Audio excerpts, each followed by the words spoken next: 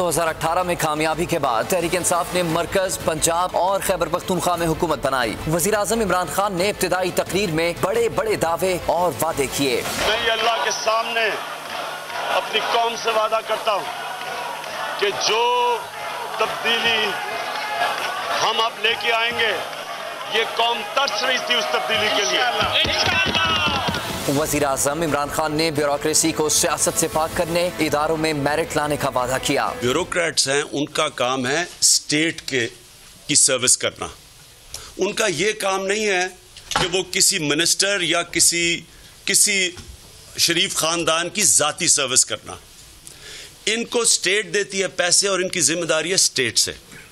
ये जाती नौकर हैं। यहां है डीएमजी नून, बल्कि डीएमजी रायवंड। ये रायवंड से ऑर्डर्स लेते हैं। वज़ीर आज़म ने जनूबी पंजाब को अलहदा सूबा बनाकर महरूम इलाकों को इक़्तिसादी पैकेज देने का वादा भी किया। जनूबी पंजाब का सूबा भी बनाना बड़ा इंपॉर्टेंट है, इसलिए हम ये कमिट करते हैं कि इंशाल्लाह ये हमारा कॉज होगा।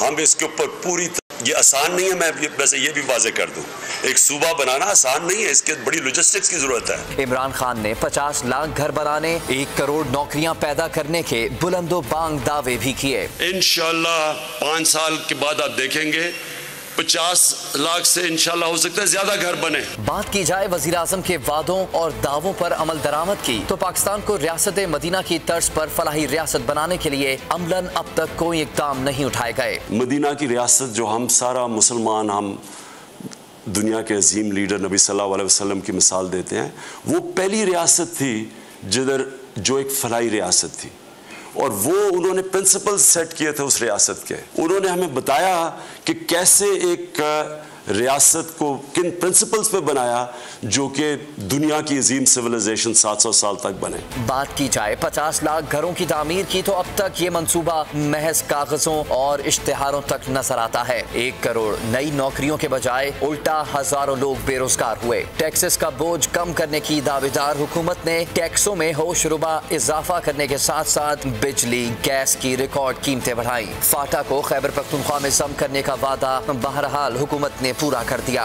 कबायली अजला का न सिर्फ खैबर पख्तूनख्वा में इंतजाम यकीनी बनाया, बल्कि इंतखाबात भी कराए, जो तब्दीली सरकार की एक बड़ी कामयाबी है। ताहम तालीम, सेहत, महंगाई, साफ पानी के मामले में हुकूमत को अभी बहुत कुछ करने की जरूरत है।